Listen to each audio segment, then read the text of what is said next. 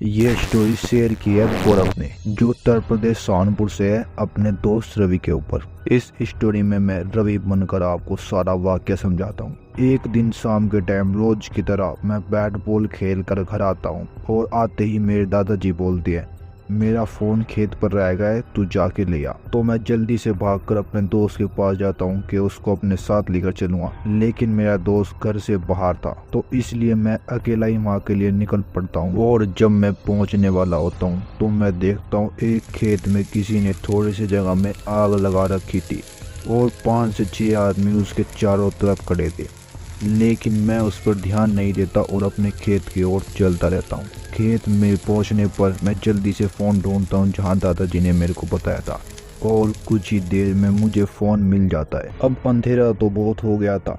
मैंने सोचा एक बार अपने दोस्त पर फ़ोन करता हूँ, क्या पता वो घर आ गया हो और मेरे को लेने आ जाए, लेकिन वो बताता है कि मेरे को भी 1 घंटा लगेगा।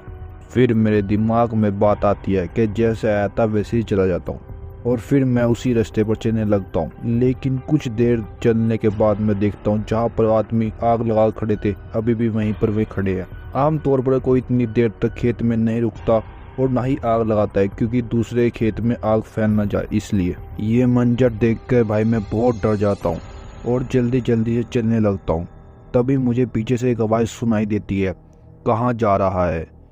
अब भाई मेरे इतनी दम नहीं थे कि मैं पीछे मुड़कर देख लूं, और जैसे ही मैं चलने को होता हूँ तभी मेरे कंधे पर कोई हाथ रखता है। फिर तो भाई मैं बहुत तेजी से भागने लगता हूँ और भागते भागते मुझे एक आवाज़ सुनाई देती है, आज तो बच गया, लेकिन कल कैसे बचेगा। लेकिन मैं नहीं रुकता और सीधा घर ही आता हूँ। पर ये बात मैं अपने घर वालों को नहीं बताता हूँ, क्योंकि जहाँ से मैं हूँ वहाँ पर मेरे को सब बंदे पागल ही समझेंगे। अगले दिन जब मैं बैट बॉल खेलने जाता हूँ तब ये पूरी बात मैं अपने दोस्त को बताता हूँ, लेकिन वो मेरी बात का यकीन नहीं करता और उल्टा साला मजाक को बनाने लगता है।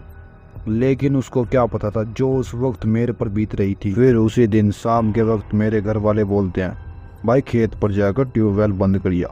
ये बात सुनकर मुझे कल वाली बात याद आ जाती है, और फिर मैं ये सब बातें अपने घर वालों को भी बता देता हूँ।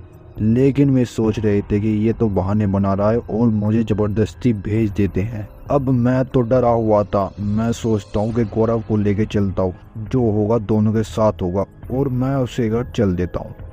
अब गौरव चलने के लिए तैयार तो हो जाता है, लेकिन वो बोलता है एक बार मम्मी से पूछ आता हूँ। उसकी मम्मी चिल्लाकर बोलती है, ना भाई इस टाइम अपने घर रह कर हैं। अब मैं समझ गया था कि गौरव तो मेरे साथ नहीं जाएगा, और मैं गौरव को बोलता हूँ, अगर भाई मेरे साथ कुछ ऐसा वैसा हुआ तो तू 4-5 आदमियों को लेकर वहाँ पे आ जाइए, मैं तेरे को फ़ोन कर दूँगा। गौरव बोलता है, भाई ये सब तेरा मन का वहम है, ऐसा कुछ नहीं होता। और फिर रवि डरा डरा चल देता है। फिर लगभग 1 घंटे बाद गौरव पर कॉल आती है रवि के माता पिता की। वे पूछते हैं, रवि तेरे पास है क्या, बहुत देर हो गई, घर से गया था। गौरव बोलता है, अंकल वो तो 1 घंटे पहले आया था और जब ही चला गया था खेत पर, अब तक आया नहीं क्या। उसके पापा बोलते हैं, नहीं आया अब तक। फिर गौरव उनको सारी बात बताता है, और अब उसके माता पिता उसकी बातों पर थोड़ा बहुत यकीन करने लगते हैं और उसको ढूंढने निकल पड़ते हैं, लेकिन वो कहीं नहीं मिलता। और अगले दिन सुबह को वो रबजाई में से मरा हुआ मिलता है। कहा जाता है कि जहाँ पर उसको मेरे आदमी आग जलाकर मिले थे, वो आग उसके अगले दिन भी जली हुई थी जब रवि मरा हुआ मिला था। तो यहीं पर ख़त्म होता है ये किस्सा। अगर आप भी अपना कोई ऐसा इंसिडेंट शेयर करना चाहते हैं तो इस ईमेल आईडी पर भेज सकते हैं, उसके ऊपर वीडियो जरूर बनाकर दिखाई जाएगी।